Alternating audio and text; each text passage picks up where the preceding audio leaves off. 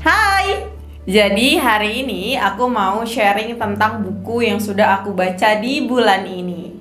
Nah, buku ini spesial banget buat aku karena menurut aku ketika baca buku ini, aku tuh serasa dinasehatin sama sahabat aku gitu. Apa bukunya? Jadi bukunya adalah ini.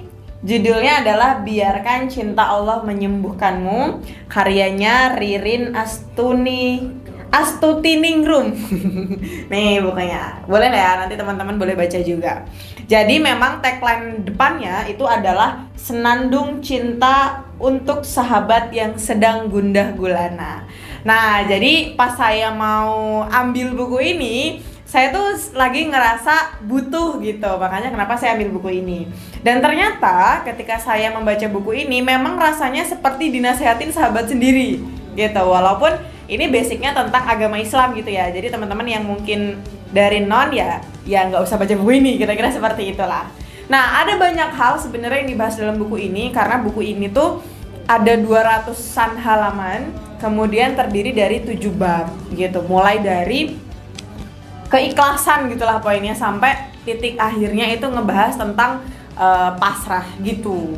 Nah, ada 3 hal juga gitu yang menurut saya bisa langsung aplikasikan dan saya juga bisa bagi nih ke teman-teman semuanya yang menonton. Yang pertama itu adalah sudahkah kita sempurna untuknya? Ini ada di halaman 87 gitu. Jadi poin intinya adalah ini menyadarkan saya gitu ya, lebih tepatnya tentang kita tuh nggak boleh loh menuntut orang lain untuk sempurna gitu. Yang boleh adalah ya lihat dulu diri kita apakah kita sudah sempurna.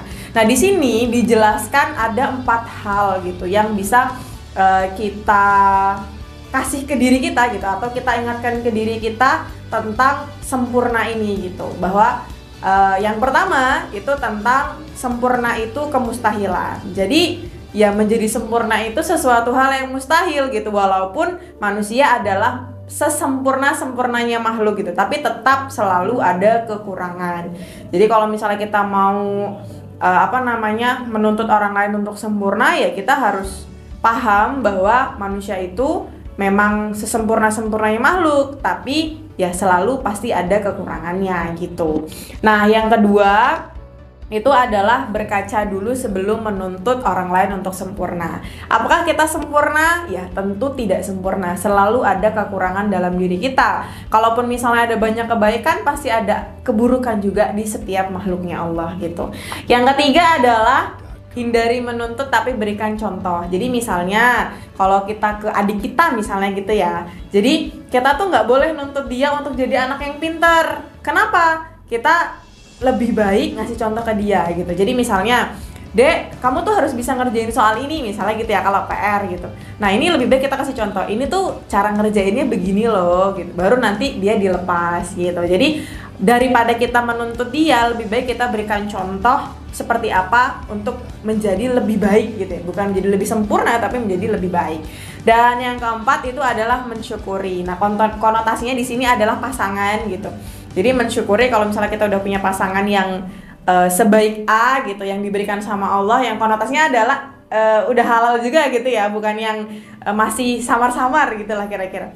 Jadi kalau sudah halal, kemudian kita nggak boleh nuntut kesempurnaan di diri dia, tapi kita harus mensyukuri apa yang memang ada di diri dia gitu. Begitupun sebaliknya, dia juga harus bisa mensyukuri apa yang ada dalam diri kita.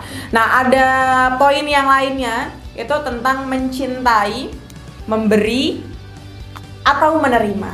Jadi ada satu hal yang dibahas juga di sini yang menarik juga buat saya, yaitu tentang kalau misalnya kita itu mencintai itu hanya tentang memberi atau menerima, itu nantinya kita akan ngerasa tuh kecewa terus gitu. Kenapa? Kita udah ngasih nih, tapi kita masih berharap apa nih yang bakal aku terima. Nah, kalau kamu masih seperti itu di segala aspek ya, itu maka nanti yang ada hanya akan kecewa gitu. Kenapa? Karena yang nggak mungkin juga gitu loh kita ngasih sesuatu ke orang itu akan kembaliin sesuatu ke kita dengan sempurna seperti kita ngasih ke dia. Itu ya nggak mungkin juga gitu loh.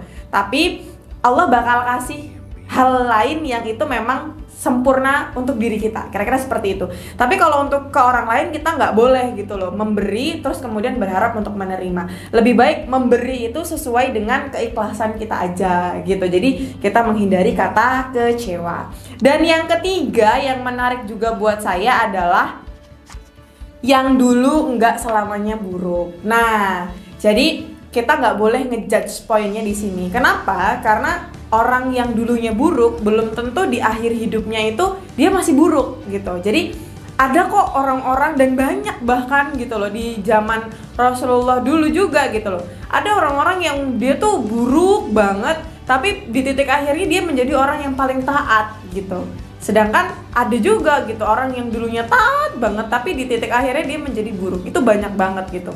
Perubahan-perubahan yang tadinya misalnya saya pernah ngeliat juga gitu dalam satu video reels gitu, dia menunjukkan perubahan dari wanita yang tadinya dia nggak pakai jilbab, kemudian dia beralih akhirnya pakai cadar.